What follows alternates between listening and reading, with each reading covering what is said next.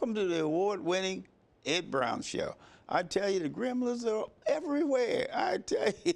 But anyway, what we're going to do, we're going to get this show in, and we're going to find out just where them gremlins live.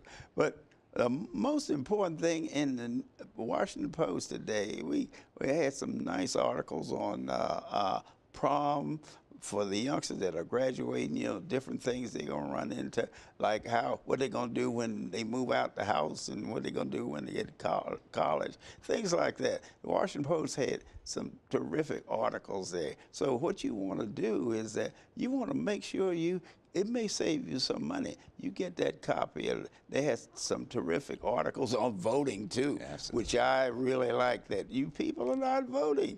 Right. I mean, you're voting on the presidency, and around the country now, that people are not voting, and some are registered not voting. You got to vote on the local level. Okay, with that, we have David Grogan, and I mean, he's talking about a lot of things here that we need to talk about. I mean, we talk about children. Everybody has children somewhere, whether, you know, legitimate or not. You have children somewhere. And he's going to talk about the education and the strong family atmosphere. The strong family atmosphere is the basis for all of that, the voting, the schools, the education, the whole bit. So, I mean, what we want to do is make sure that you do those things. Get involved. Hey, you know what your school board is doing. You know what the other people are doing. Make sure your school board and crime go down, because all the time, it costs you less money. That's right. Because what happens when you have a problem, you have to bring somebody in to solve the problem, and, you know, and that creates more taxes for you. You understand taxes. David, tell us a little bit about this children education and strong family program that you were involved in. Absolutely, yes. My grandmother was a teacher, and I went a different direction. My passion is education, although my expertise is public safety and law enforcement. But I've always had a passion for teaching. I think today you reminded me of the Washington Post. You know, I've always read the Washington Post, but when we got technology, I've gotten disconnected. I didn't realize that I missed that Washington Post. Because it's selective. Yes. And I always tell people, and we in the media are accused of this, program managed news. Yes. That's what people don't understand. And you think the newspaper is program managed. Your cell phone is program managed too. Yes, absolutely. And you really brought that to my attention today. When I leave here, I am going to register or whatever I need to do to get back to getting that Washington Post sent to me, because I'm hearing articles from you. I'm hearing articles from my godfather, Mayor Chapman. I'm thinking to myself, wait a minute, I didn't see that. I didn't see that. Yeah, and this article you mentioned today talks about voting and the need for voting and the population of people that's voting. Education is everything, and most of the education deals with reading. Right. You have to read, and it starts with the paper. Right. And I encourage kids. That's my passion. My passion is educating kids, and we got to get them young. Once we get them young. Well, actually, that's so important, and that's why, you know, I talk about this. Some people are interested, some not, especially the ones with no kids, is that what you have to realize is that a program, this open space, now, I tell you, that was a program that we lost in Prince George County. No one is really, you know, checking on that, finding out if the program is working now. Right. But we lost $6.4 million a Head Start program. And you need to find out what they're doing with that program, what they've done with the money, and how it's being funded. Because those are things that people don't understand. And when you're talking about the new hospital, you're talking about the FBI coming. Well, those people that employed there, they're thinking in terms of the environment they're coming in. You know, the housing, in terms of education. The first thing the lady asked me that was thinking about going to FBI, well, what kind of school system you have? That's the first question. Tell us a little bit. Any educated person that's moving to a district that has kids, the first thing they're going to do is check in to see what the school system. And the crime. The crime in school. Right. Unless you get a grip on crime in school, it's going to be very difficult to deal with what we are very interested in as we get older. As we get older, we're interested in economic development. Right. But there is no economic development if you have a school system that's not functioning properly. If you have crime, you're not going to be able to get your property values where they are. So what we have to do, I'm a believer in getting back to the roots. Right. We got to get back to, we've got generations of people that don't vote, for example. That's just one, and we're talking generations. We have to stop that. And the only way we can stop it now is we start teaching our kids the importance of voting. One of the things that I've noticed, the difference in a private school versus a public school, the private schools, they're doing a lot more voting on issues. Right. Whether it's should we have laptops versus books, whether we should have uniforms versus plain clothing, they're voting, and they're also having fundraisers. They're raising funds for something all the time. So by the time they become an adult, and you talk about voting, and you talk about fundraising, and you're talking about volunteering. They've been inundated with It's inundated. So we have to do the same with our public schools, and we can do it. These are, to me, it seems like they're easy fixes. But I think we have to re-educate our educators. Mm-hmm. That's one of the problems. We have to re-educate the educators, because some of these things have to happen at the top. Some of these policies and some of the, I say, education reform is what we need. Right, because on the line, I was surprised too, the results from different jurisdictions around Washington, D.C. What a lot of people don't understand, the ones that are close in, they're having elections now. And what's happening is their property value, they don't understand, will be going up, because you get new people into your town, you know, that was really Spanish or black or whatever, and then it changes, and then the fact the goals change now. A good example of that is Washington, D.C.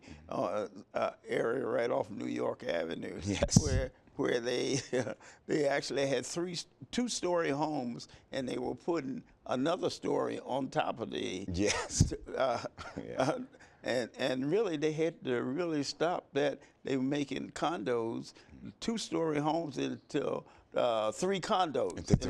Condos on every floor. And these was two-story brick homes that were beautiful. Yeah. And what's happening is that the property value around the Washington, D.C. is going up. Yes. In all these little towns, I was looking at the different elections that they had, and most people don't realize that they Seat Pleasant and a lot of all of them, they have elections now. Right now. You know, right now. And we don't even realize it. Most of us don't realize it. People don't realize, and if you read the Washington Post, they show you the results of the things that are happening right around Washington, D.C. as far as real estate. Yeah. So all the people that are right on the district line in those towns in Maryland that are right on the district line, you need to get involved in the voting there, because, see, your property will go sky high. You won't be able to live there. That's right. Because this is happening in Northeast. That's right. Northeast Washington, happening in Georgetown, happening in Northwest Washington, where I have relatives where their grandparents lived, you know, around the train station, you know, and all that. And now the average African American can't afford to live in those towns that are close by Chevrolet and all of that, you know. Right. And what you suggested, that's because they weren't paying attention. Right. And the fact that now those little municipalities are voting mayors and councilmen and things of that nature. So all you people who live around the district in Prince George County, you know, you better make sure you maintain your property, because property is going out of sight. That's and once you move out, you won't be able to never get be able back to move in. back. You won't be able to afford it. And we can't have that in Prince George's County. Right. We can't have it. And if we have to be a lot more proactive. Yeah. Because it seems like we're reactive. We're reacting to things. The average things. person don't realize the elections in these little towns are going on now. That's right. That's right.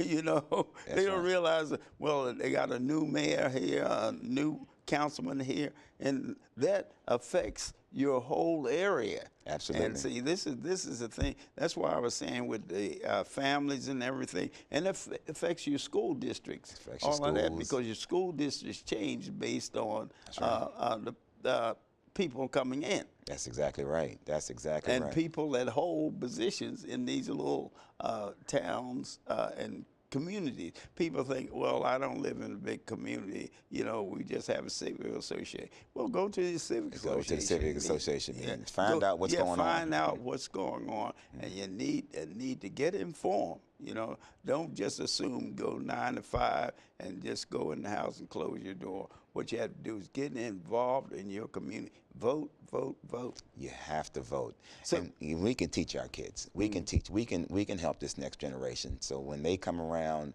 voting, And so how do you get? We'll be closing now. How do you get involved? How do you get people involved? Volunteers. That's what I want to know. you just simply ask them. What I have found is that we're not even asking people. See, I don't have a problem asking. I talk at schools all the time. I've been speaking at schools for years. And I always tell students, no matter whether they're second graders or whether they're college students, you have to volunteer. I always let them know that if you want to volunteer, please call me. Here's all of my information, social media, my website, davegrogan.com.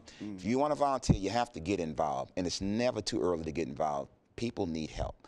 And we have to, if we teach our kids early, that you don't always have to get paid for everything you do. Right. But you're going to get paid on the end. Right. But you got to volunteer sometimes. You got to give to get. But that's something that we have to teach kids. How would they know if we don't teach them? Right. Right. And so how do you get people involved in your group? Generally, when I speak at schools, I draft them. Because You draft them. I draft them, absolutely.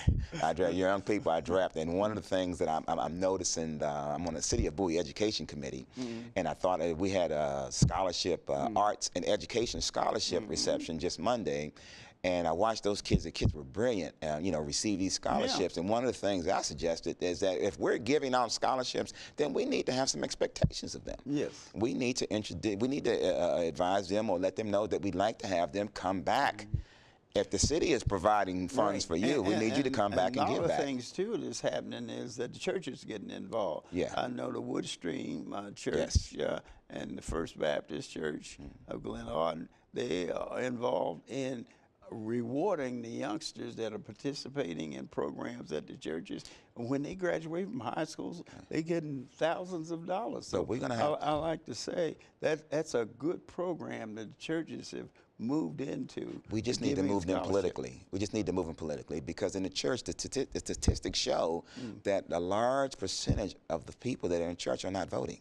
Yes, So I think the churches need a political advisor, a political consultant. It does not have to be the pastor, because the pastor can't get involved, from my understanding. But there has to be someone that offers some kind of services, consulting, volunteer services, to teach our young church members, so we could take that same energy and get them involved civically. I agree. We have to wrap this up, but I think that's very important that you take part in the civic work around your church and get children involved in this. You know, we have a lot of people, different persuasion, that's involved. I mean, hey, look, pass some of that knowledge on to some of the youngsters. One of our greatest asset is the church. That's right. They have financed more programs than any other program that I know of. Yes. And they need to do more. Oh, this has been Ed Brown. We got Dave here. He's going to try to get you out to vote at these local elections. It's horrible. Yes. See you in a second. And we have, guess what, Sylvester Jones. He's back again. And he's going to tell you some of the security measures that you need to do as far as your house is concerned. See you in a second.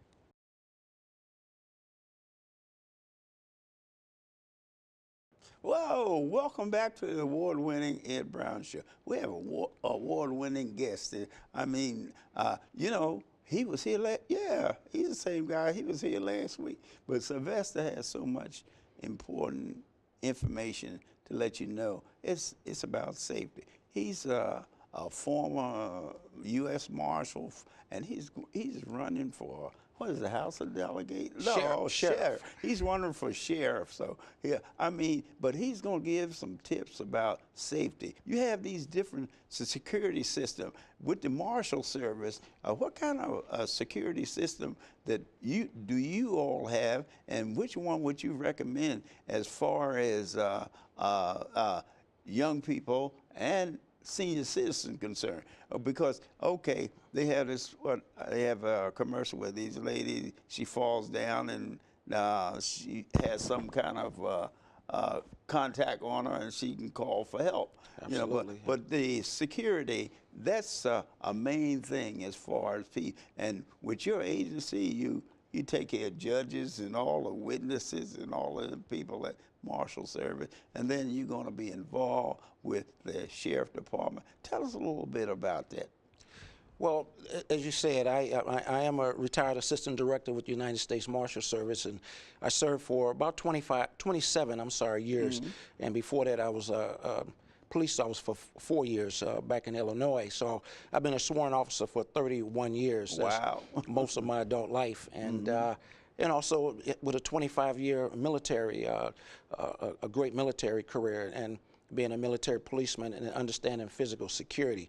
So you're right, the Marshal Service has the role of protecting over 2,000 federal judges. They have lifetime appointments, and so their security is important. I led those programs, all of them, and it's a number of programs that we do for 6 years, 4 years as an assistant director and 2 years as a program manager reporting to an assistant director. But all those programs were under me, and I was involved with a number of policy-making decisions to enhance judges' security, and to include working with a colleague from the Administrative Office for the United States Courts, who help with oversee judges' security and administrative programs. We created an off-site security booklet.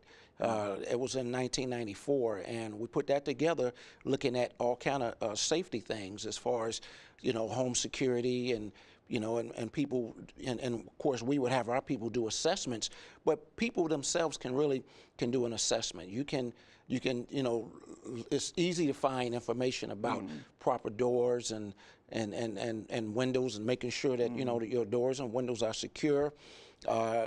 Getting an alarm is important. Not everyone can afford one. There are some other systems that are wireless that are cheaper that you can get from, I think, Harbor Freights.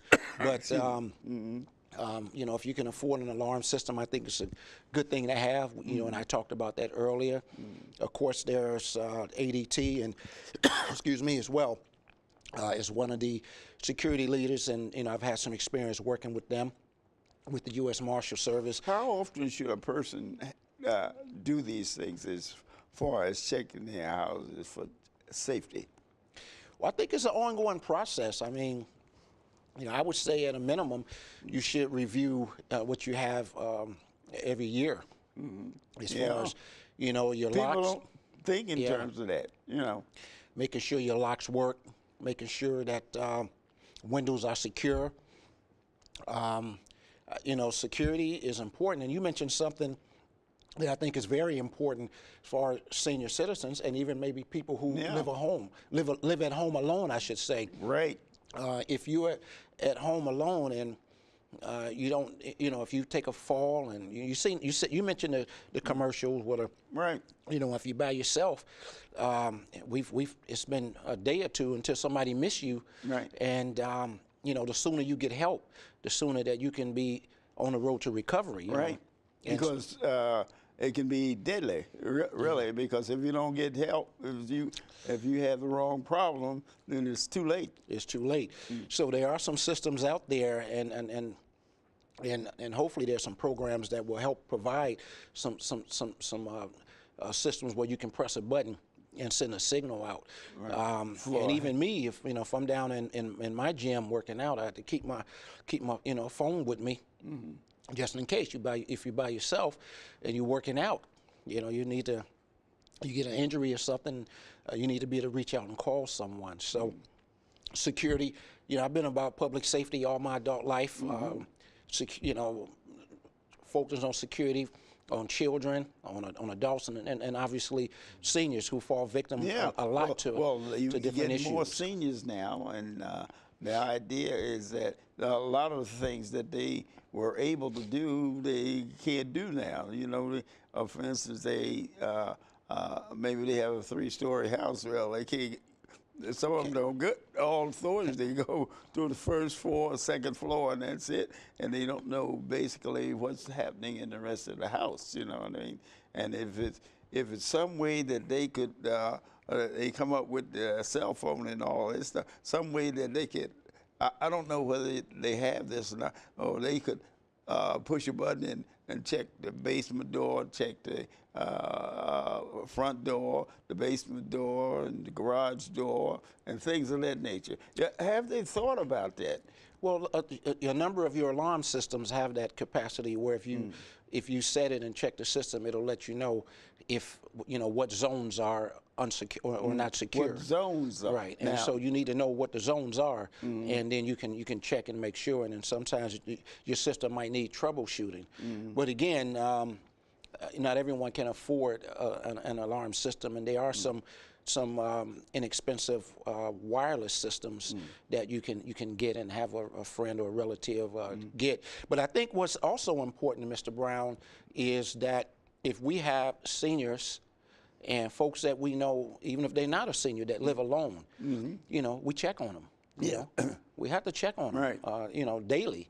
Now that's something I think that the nonprofit organizations, they talk about Meals on Wheels and all these different things that they offer, services that they offer. Which is one of the programs that the current president is talking about cutting, by the way. Yeah, Meals right. on Wheels. Well, that's what I'm saying. If in fact, I know the churches are involved in some of those things because they are the members of the church, they have friends that if they don't see them in second row on 8 o'clock service, then they give them a call, Absolutely. or something That's like important. that. But if they could develop in the church the senior citizen group that would, their duties would be simple, is that if they didn't see senior citizen, in the usual routine, then they'd be able to call. But the senior citizen would have to register for that. See, I was thinking in terms of that,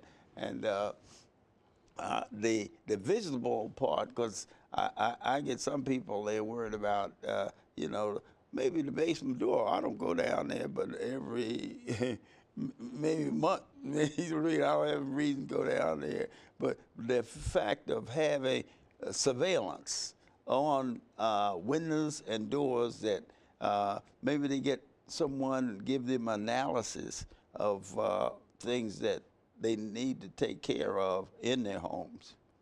Yeah, that's very important, and that's one of the reasons why, even back when I was leading all of the court security and judicial security programs, we created the off-site security booklet. It had various different things around the home, your children, school things as far as security things, when they're at school and coming home, and even when they travel, there's a number of security concerns that we want to be proactive, and so that's one of the things that I've always done as a senior executive. And all of the I led of the U.S. Marshal Service 6 operational programs. I led 3 of them: the prisoner security or prison operations program, the judicial security program, and the witness security program. So security and safety is something that I've been focused on for a long time. Now, as far as security for witnesses and judges, what category do you have to qualify for Marshal Service security?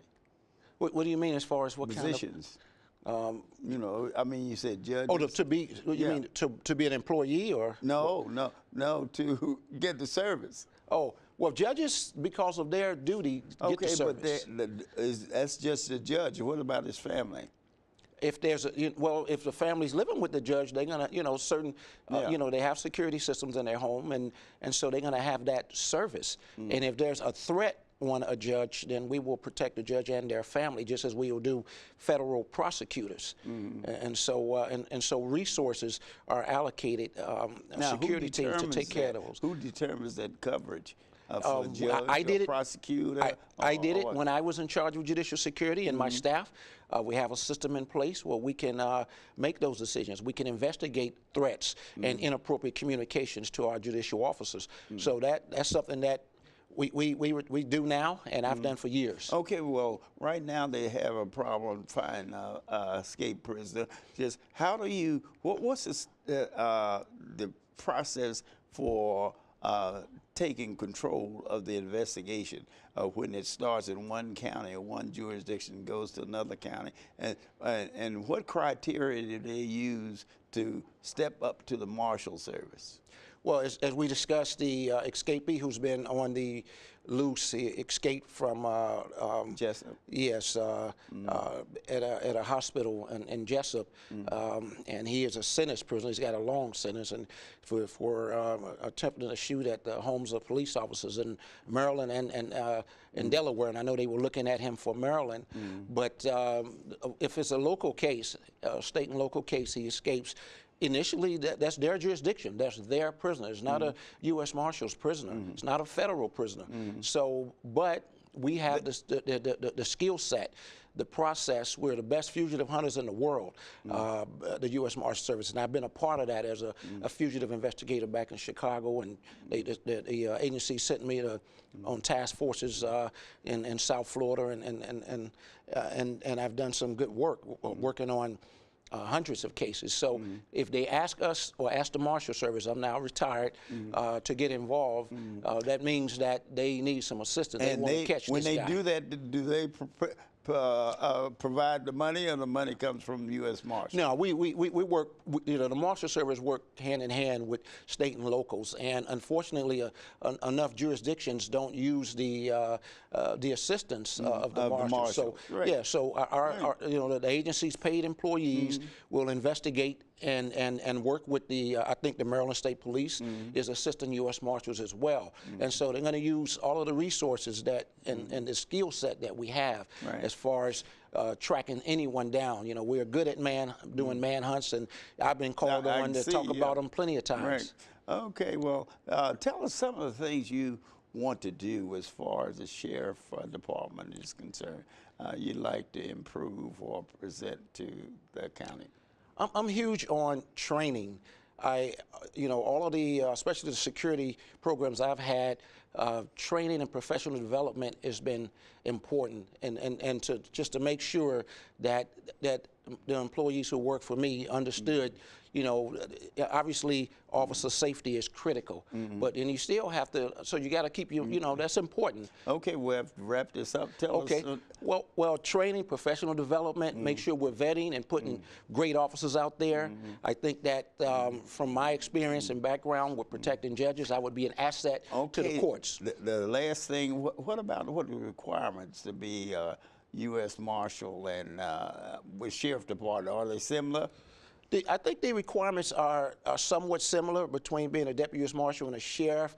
I think probably the U.S. Marshals would be a little stricter as far as some of the qualifications and so forth. Okay, you've heard it from Sylvester Jones. I tell you, he's done a wonderful job.